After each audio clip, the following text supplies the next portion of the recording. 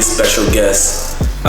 It's my absolute pleasure, and just so if you notice, man, I almost got speechless for a second. And if you know me, you know I can talk a lot. But it's my main guy. I'm gonna allow him to introduce himself. He's gonna tell you a little bit about him. We'll get into a lot of what he does, and just really here to give you real game. And like I said, everything is geared for you to give you different ways of maybe how to be an entrepreneur, how not to become an entrepreneur, or really how to do a combination of both. And I think he's the epitome of what you could be if you buckle down and you can concentrate and do two things at once. And this is my guy here. So I want to introduce you to my guy Dean, but he go by his real government name. You don't give him your government? Nah. All right, so we're going to talk to Dean. We say that for the 9 to 5. Okay. So we're going to talk to Dean tonight.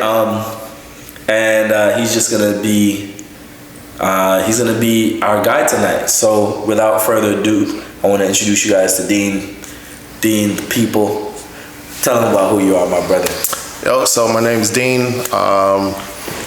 Like Al said, multiple avenue type dude. 9 to 5, successful 9 to 5 career, but also in the entrepreneur world for myself and for there are some client-based businesses as well, but most of what I do outside of the 9 to 5 is, very personal to me. I have no employees or anything like that, so it's just my hustle. So okay, all right. So let's talk specifically. We gonna jump into all of that. Let's start with what people would call the 9 to 5, right? Okay. But before we even get to the 9 to 5. So I know you more than most of my other guys, or most of my other friends. You come with like the paperwork. So tell us about the paperwork. Like, oh yeah, for sure. Talk to us about the paperwork. Oh yeah. So I have an associate's degree. I have a bachelor's degree. I have a master's degree as well, and actually in doing my PhD right now. So it's. All the government paperwork that they come with, and the dream that your mama and your daddy sell you, like you got to go to school and stuff. Yeah, I did all that. And it's fun. A couple technical certs. So okay. I've run the gamut on the 9 to 5 side, right? And we're not gonna leave out too. Tell us about the veteran joint. Oh yeah. That's one of my favorite. 20 years military. Okay. So yeah, been in the grind since I was 18. I want to say since I turned 18. Did the 20 years. Did 3 tours overseas to some pretty wild places. So, right. But all that stuff builds you to what your true purpose is, after, so. Okay, all right. So I love that so much. It's like, so when we talk about inspiration, my guy, you are inspiration, like walking inspiration, right? Well, thank you, sir. Thank you. So no doubt. I wanted to talk about, so you served in the military, you went to school, you got all this paperwork. Tell me about how that helped you in doing what you currently do for a living. Maybe tell us what you do and then talk to us about that. Yeah, for sure. So currently I'm an IT support manager.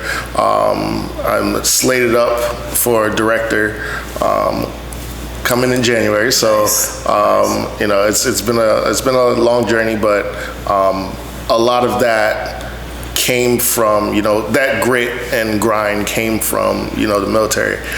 I was one of those late people to school. I had it in my mind that I was never going to school. And I didn't actually start going to school till I was 29.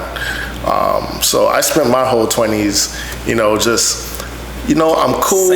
Turn it up. In the military, turning up, doing whatever, partying and, just having a regular retail job. And I was satisfied with that at the time. And it wasn't until later on, I really wanted to, elevate my status in life, just because, I kind of got bored of the everyday thing. Right. So that's when I went back to school, started school, damn near 30, and grinded it out. I went nonstop. I didn't waste the opportunity, honestly. I was taking 7 classes a semester, back to back, nonstop. I did summers. I never took a summer off. I went on deployment and did 9 classes on deployment while on deployment. And so I just knocked it out back to back, and I got 3 degrees in almost 4 years. So like, just I'm talking about if you do the math on that math ain't really adding up. I don't know. It's exactly. Like most people go 4 years for 1. Yeah, you're backing up 3 and 4. Exactly. Oh, man, that's phenomenal. That's phenomenal. All right, so obviously, you come in now. You're an IT support manager. And, you're moving up. Tell us about some of the things that you do outside of what you do for like your day-to-day job. Oh yeah. We can name a couple things. So I have a Amazon FBA store. When I say we, I'm really talking about me, but I'm just so used to the entrepreneurial speak of saying we, and as if you have 100 people that work for you. It's a team. It's a team.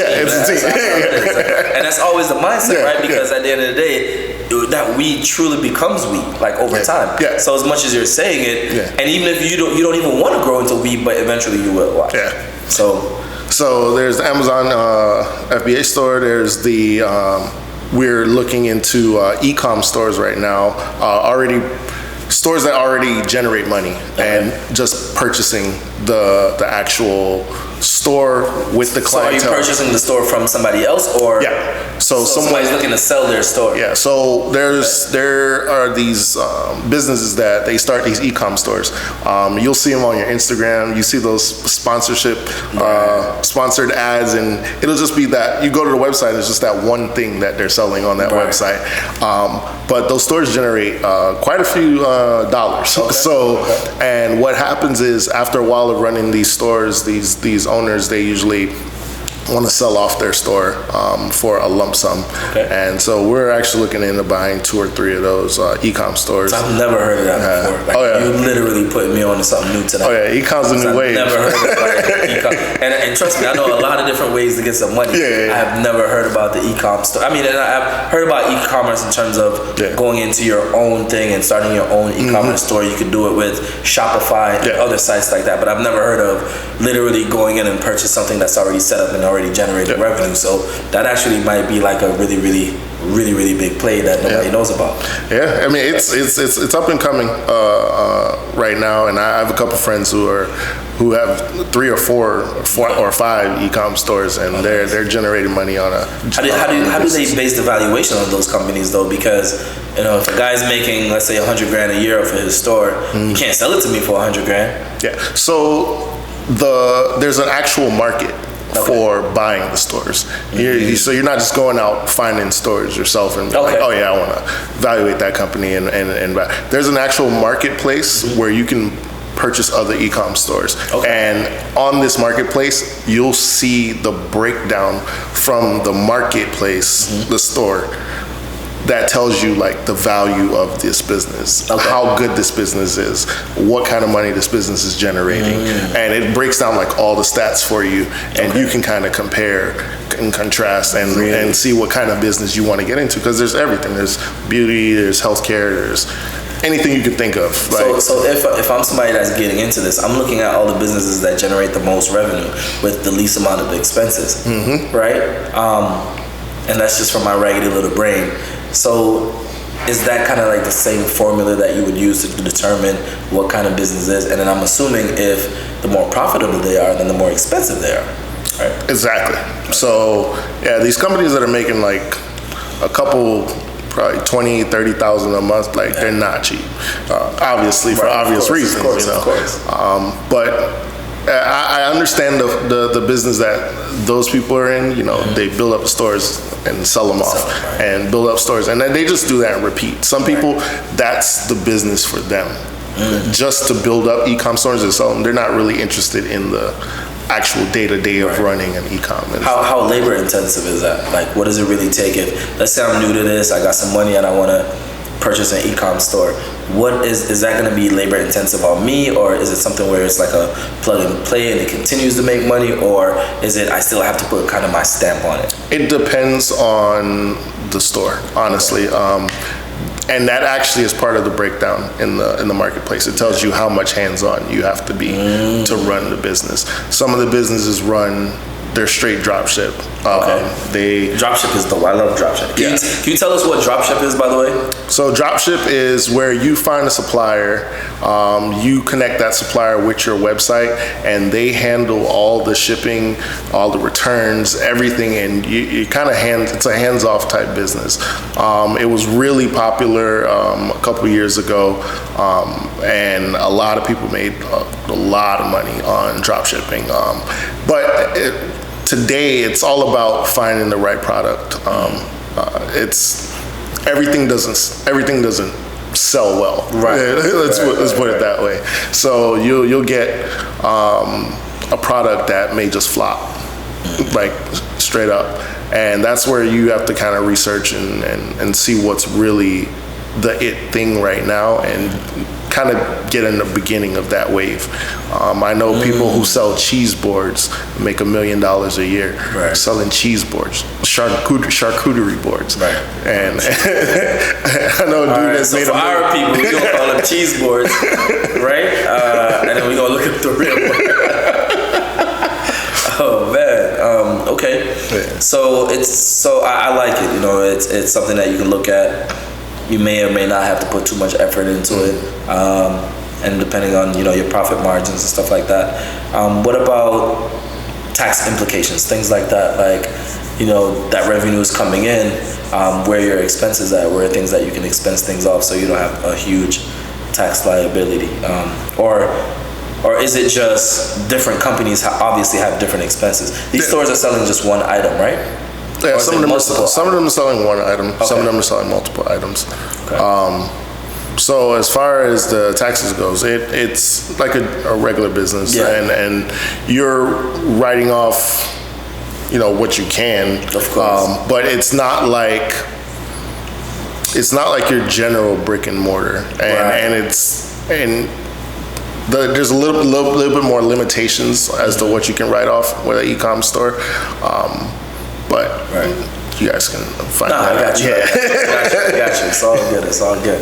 All right. So now we find out that this background, then you're doing your day-to-day job. Then now you're telling us about e-com and a trade. We gotta hold on. So because now we asking what else? It seems like you're capable of doing so much more. Yeah.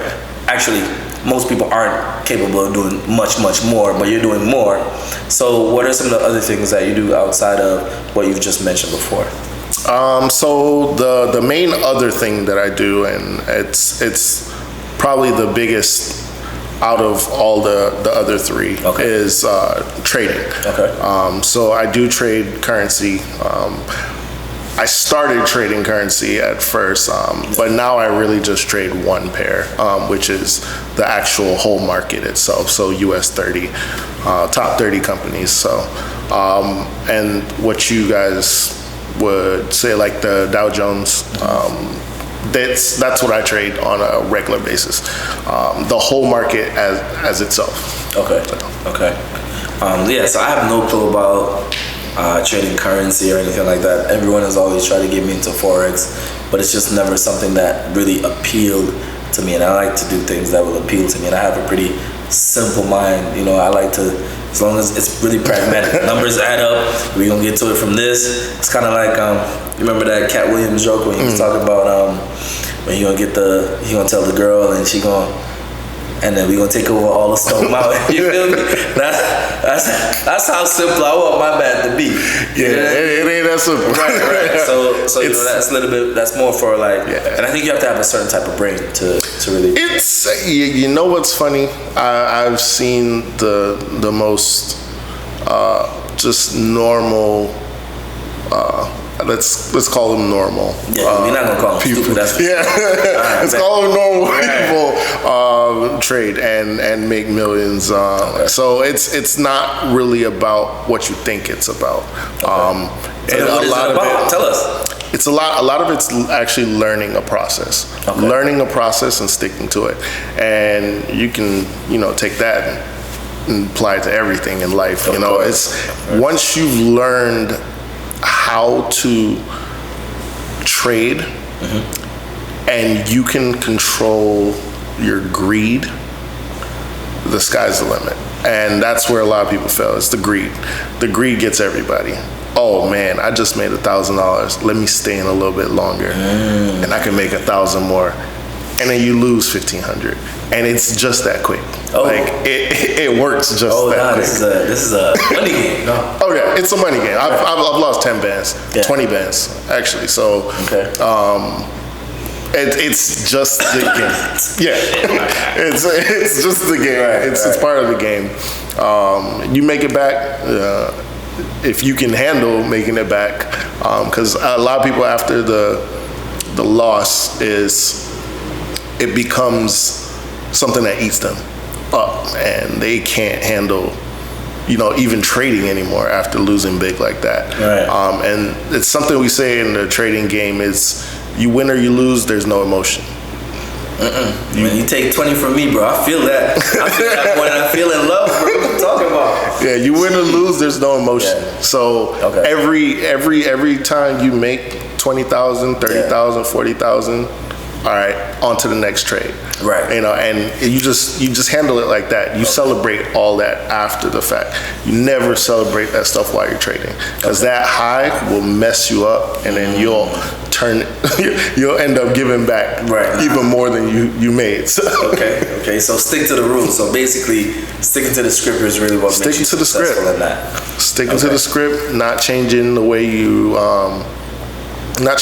see the market, and really kind of being real consistent. Consistency is key, honestly. A lot of people they start in the game, they go through a thing called the Dunning-Kruger effect. I don't know if you ever heard of that. But you have to tell us. Yeah. If you keep introducing new stuff, you need to dummy it down and explain it to people like me. I want to know. So you got to explain it to them. The Dunning-Kruger effect is a psychological effect. Everybody kind of goes through it in different industries. It's where you come into an industry or a new thing. You come in as a trader, and you read a couple things and you're like, man, this is easy. I think I know everything about it. And so the Dunning-Kruger effect, it's actually a chart. It's an up axis and a horizontal axis. And it starts out high like this. And then when all the people that think they know so much, find out how little they know, it dives down to the bottom, and self-esteem, self-doubt, and everything sets in, and you're at the deepest valley of that new thing that you're learning. Okay. After being at the high thinking you knew everything. Right. But as time progresses, the Dunning-Kruger effect, the chart goes up like this, and it grows steadily as you gain more knowledge and more time, and you slowly get back up to that peak. The confidence grows. You're applying principles to make things happen consistently, and then eventually you get back to the peak. So a lot of people in trading, they suffer from Dunning-Kruger effect because they think they know everything at first. They get in, lose a bunch of money, get sad, go to the lowest, and a lot of people don't make it from that low point. Wow. Like 95% of traders fail. 95. Damn. Of retail traders fell. So then if I'm not a trader and I was considering trading, and you just told me 95% of traders fail, well, why would I want to trade? It's not for everybody. I'm looking for the part that's like, yo, you should do this. Like, that's what I'm looking for. Like, yo, where's that at? Because you telling me 95%, I'm already off of it. Like, all right, well, 95. Let me go figure something else out. It's 95%, and it's a very high failure rate. Is that within what time frame? Is there a time frame?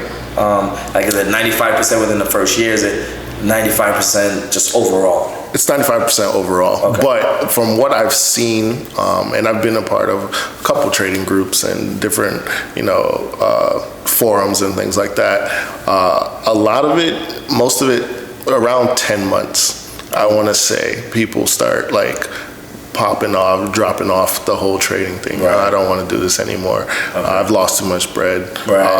And I just can't recover emotionally, and that emotion thing is going to mess you up. If you can't recover emotionally, you're always going to be a bad trader, and that's just what it is. But they have like practice accounts. Accounts that you can. So why don't they just use the practice accounts for the first year? That way they get past the 10-month part, suffer the depression, and then go through. And I kind of think I know what the answer is already, but that's because.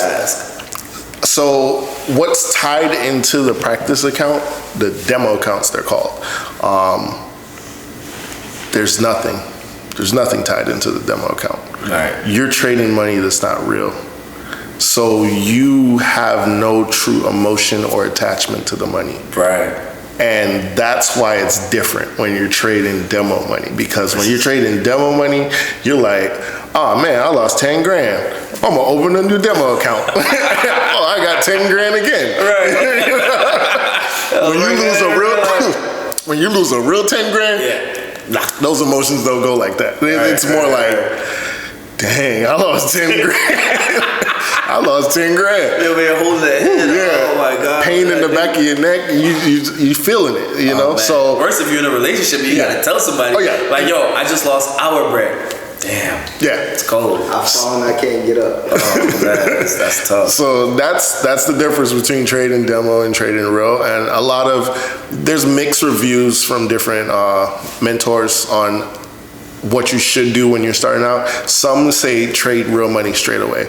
And that way you never get that false hope of trading. But you can trade small. See, that's the thing with trading. You can trade $1, you know what I'm saying? And if you're able to manage $1 and make that $1 $10 and make that $10 $100, then you grow those principles from a small account, and you apply those same principles to big money, and it works exactly the same. If you can get consistent with small money, you can get consistent with big money. And with big money, it takes even less to make more money. So like, is there something like, how similar, so for example, if you're trading stocks, right, and you have options trading, is there something like that in the Forex or the currency game where you can kind of trade options where you're leveraging a small amount of money to trade large amounts of money and then actually make a huge profit? Yeah. So the brokers allow you to leverage a certain amount, depending on which broker you are working with and what country they're based in. So in America, they only allow you to trade, I believe, 1 to 100 leverage maximum. Some brokers only 1 to 50 leverage. So does that 1 to 50 mean if I have $1, I could trade $50? Yeah. Or trade $100? Yeah. No, you trade, 1 to 50 is $50. Okay. But there are brokers that do 1 to 500, and those are the unregulated brokers. They're based in like St. Kitts, and they're based in like these tax shelters. But when they make money, they make money. But when they make money, they make money. And then what if I lose? Let's say you lose 1 money to 100, and I just lost $500. That's what I owe them. Yeah. Well, so there's brokers that allow you to go into margin, go under margin, but then there's brokers that once you hit that margin cap, they're going to cut you off and they're going to close all your trades. And that can be ugly if you're one of the people that are like, oh, I believe it's going to go up, but you're right now on the down and you get a little bit too low and your funds can't match. And they'll close all your stuff and you just lost all that money. Damn. Basically, so. Yeah, that sounds exciting. I don't know if that sounds like a lot. It sounds really, really exciting. Yeah. So, anything else you have going on outside of the e-com and the trading? I remember, you were doing something with like clothing and stuff. What's happening with that? So the clothing thing, I actually passed on to my sister. Okay. And she's handling that. Nice. She moved away to North Carolina, but she's in full swing. She's doing 50 to 100 shirt orders every couple weeks. So like she's doing really well with it. It's just something that was very time consuming for me, and with everything else I'm trying to do. I also do speaking engagements, mentorship. I have a couple mentees that are in college now. Nice. And I just did a speaking engagement last week, Thursday, at FAU. So nice. Congrats on that. How was it? Pretty good. There was 51, it was remote, so it was 51 virtual students in this, it's a club on campus. So, but I've always been a person that likes to give back in terms of speaking and kind of bringing up people to understand what they need to do to make it in corporate America, to get in corporate America. I interviewed hundreds of people since I've been in corporate, and I've kind of figured out what it is everyone's looking for in terms of, IT, in terms of tech. And I pass that knowledge on to, these younger students trying to get into the game. Right. Okay. Oh, that's really, really dope. So obviously, like I said, I love your story. And you're a big part of my story too, especially, that story I was telling about the tax game. This is who I was talking about, that really kind of put me on to the whole tax game and connected me with the right people and just ensuring that I was good and that will always and forever be remembered, because that's something dope. It's really putting somebody in a position to win. Facts. You know what I mean? Always. And not a lot of people take the opportunity to do that, even though they might have the access, but not a lot of people go out of their way to make that happen. So that's really, really dope. And I appreciate you more than ever for that.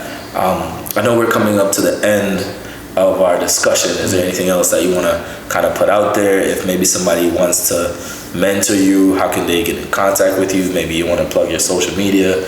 Tell us, you can find me on social media, Dr. Stu Banks, DRSTEW BANKS. That's my main social for everything. So you can find me on there. But probably a lasting thing in terms of if you're going to do the entrepreneur thing versus the 9-to-5 thing, or if you're going to do the both thing. And that's what they want to know. Which one do you love better? Right. Honestly, I have to say I love them both. Like, I don't have a favorite. I like passive money. I consider trading semi-passive money because I still have to execute the trade. Right. But the 9-to-5 is, so I manage people, and with that, I love imparting knowledge on people. I love giving direction to people, and I love growing businesses. I love process improvement. I'm an expert in process improvement. I can get into any situation and figure out what's exactly wrong with it and figure out the steps we need to get to make it better. So I love it. I love them both. But if you're going to be a person that's, chasing that entrepreneurial dream, you don't have to follow the path that everybody else follows. There are people who will say, just quit your job and go full head in, entrepreneur, and that works for some people. It's probably the tough it works for some people. I did it. I'm telling you. Yeah, it works. It's the hard road. It is definitely hard. It was the easier road. I'll tell you that. And then there's, the work, build capital, save, then open your business. And once your business gets to the point where it overtakes the salary of your 9-to-5, then you quit. So there's two schools of thought on that. For sure. And neither one of them are wrong. Honestly, it's just how do you want to take it on yourself, and how hard of a road do you want to go? And I don't even want to say how hard of a road, because the road of quitting could be the faster road for you. If you have a product that's just that good, you could blow up overnight. And so you just have to think about those things when you're going out into that venture. What works for you. And so I got a last question. I know we were supposed to be wrapping up, but I got one question. So right now we're in an age where we're talking about things like Bitcoin, NFTs. How involved are you with that? And if so, how do you feel about that industry and how the future looks for those industries? So as far as altcoins, I'm an investor in altcoins. I don't trade them actively. I'm a buy and hold type person. So I bought Bitcoin when it was 3K. Nice. Back in March 2020. Okay. And I sold early when it hit 17K. Okay. Which, I mean, it's a good profit. Of course. But then immediately after I sold, probably about a month and a half, it went to 60K. Wow. Per coin. So I missed out on a big bag. Yeah. And, you know, I don't try to think of it like that because, you know, everything. You made your money off of it. Yeah, I made money. And look how many people, I remember, bro, I knew people who were, literally when I went to California a few years back, they had the Bitcoin machines, and I didn't really get it at the time, but there were guys that were buying all types of 50, 60 Bitcoins, like, and there were, I bet you those guys are probably like, oh man, if I had just held on to them or whatever, but you know, it's just kind of... You make your bread and you get out, you know, and you just try not to watch the next man's pocket. That stayed in when it was 60. Right, you held it down. Yeah, so, I mean, that's the phase, it's the wave of the future, honestly, unregulated currency. And which seems like they're looking to find a way to regulate it. That's the government's trying to get their part but of it. I feel like I'm not the brightest dude, but I feel like I don't think they're currency. Like, if I would classify coins, I wouldn't classify them as currency. I would classify them as assets. It's almost, to me, as similar as having a stock might be an asset, right? I could sell that stock and I can make a certain amount of money, right? It's almost like you sell your Bitcoin, but at the end of the day, if you sold your Bitcoin for $17,000, the dollars are the currency and the Bitcoin is the asset. But like I said, I ain't really the brightest dude. I think maybe what the hopes are is that maybe Bitcoin and some of those other coins will replace currency, but I don't know if I see it as a currency yet. But there are businesses out there now that take Bitcoin as their currency. So you're not selling your Bitcoin to buy a product from. Because you buy increments of Bitcoin. You can buy any increment of Bitcoin. So you're actually going into this business and they're like, this is 0.12 Bitcoin. Right. So you're giving them 0.12 Bitcoin, which in essence is a currency. You're trading a currency for an item. Could it be we're trading assets? Kind of like bartering? Like if you really want to think about it old school way? Like we're trading, I have a pig, my pig is worth 12 chickens. And I'm going to give you my pig, you give me 12 chickens. That, to me, that's more bartering. That's not necessarily currency, right? Because what's backing Bitcoin? What's backing the dollar? Gold, supposedly. Supposedly. Except they print so much more every day that it's really wild out here, right? All that's a construct, man. Right. Money's a construct. For sure. It's the value we put on things is a construct. So it's, I think anything that you can use to, you know,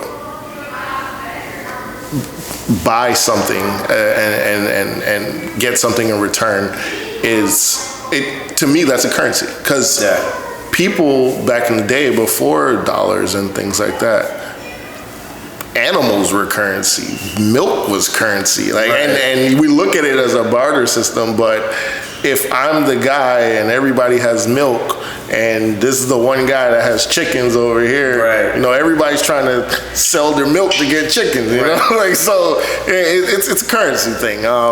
Okay. Probably, I do get what you're saying though about assets. I don't know if anyone has ever even posed it like that. Yeah. But I just thought about it and I was like, man, like to me, I know someone who bought a Ferrari with Bitcoin. Like he sold 400. Well, he didn't sell it. He gave the person 450,000 worth of Bitcoin. Now watch this. And that was at 30K. Mm-hmm. So that man he overpaid twice as much. So now that man who has the Bitcoin, made and double. when it went to 60K, exactly. Now he has an 800,000 for the same Ferrari, the 900,000 for the same Ferrari that he just sold. That's wild. It's so crazy. But that's why that kind of had me getting into my new business venture, which is kind of the loans, the Bitcoin loans. Mm-hmm. Because at the end of the day, if it was that same guy, right, he wouldn't have had to sell his Bitcoin and lose his position. So he would have made, in essence, he would have doubled his Bitcoin, but still had the cash to go purchase that car, that vehicle, right? Yeah. And I just thought it was such a dope way, man. And I want to kind of go over that a little bit more. I'm starting to go to more Bitcoin conferences, and I'm really getting into that. But I know you're a tech guy, so I'm like, well, how do you see this, and like, what is your interest in getting more involved in that?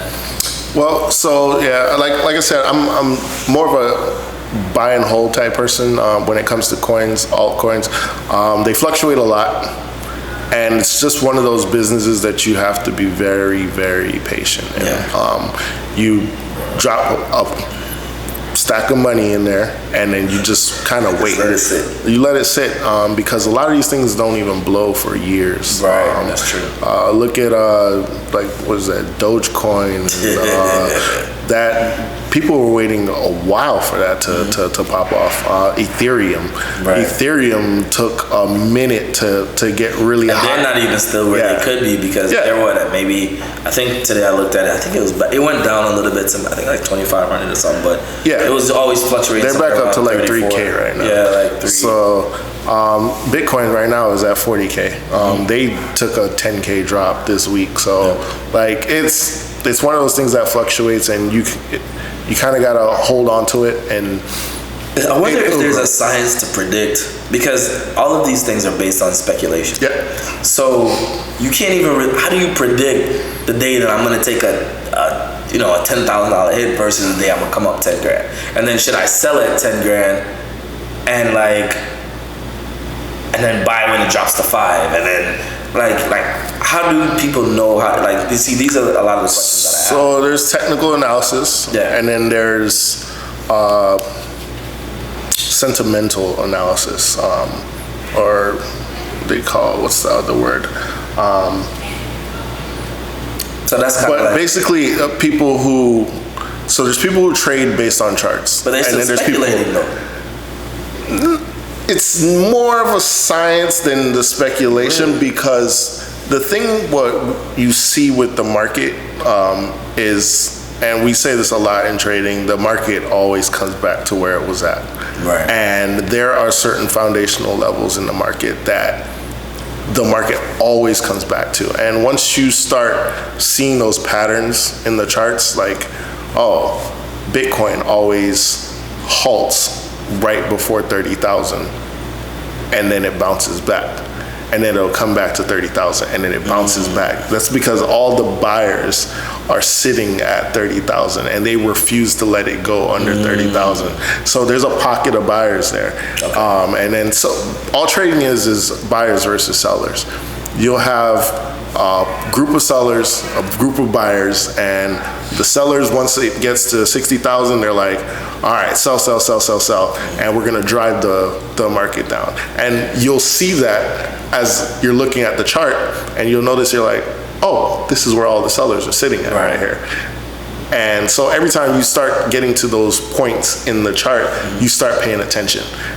For me, I set alerts on my charts that say, all right, these are key areas I should be paying attention to. And I'll get an alert on my phone like, hey, Bitcoin's hitting 60. Right. We should probably sell some Bitcoin. Or US 30 is hitting 36,000. We should probably sell US 30 right now. And then now I know, like, with the government's involvement too, a lot of people got to be careful about capital gains, because once you sell those coins, now they're banging you over the head immediately for those taxes. And so if you don't really have a good understanding of capital gains tax and how it affects your sale or your whole position when it comes to coins, or even trading in any stocks, anything like that, those are key things that I think a lot of people got to pay attention to. Yeah, definitely. But I think I'm all talked out, man. and I've been listening to you all night. I picked up so much. And again, I'm just really appreciative of you of being. Is that a word? I think I said appreciative, but it didn't come out that way. Appreciative. Yeah. No, I know that's a word. Yeah. I don't think I said it. You know what? Don't even worry about it. You don't cut this out. So I just leave it. But again, appreciate you being here. Yeah, for sure. For real. Always. And you're more than welcome to come by anytime.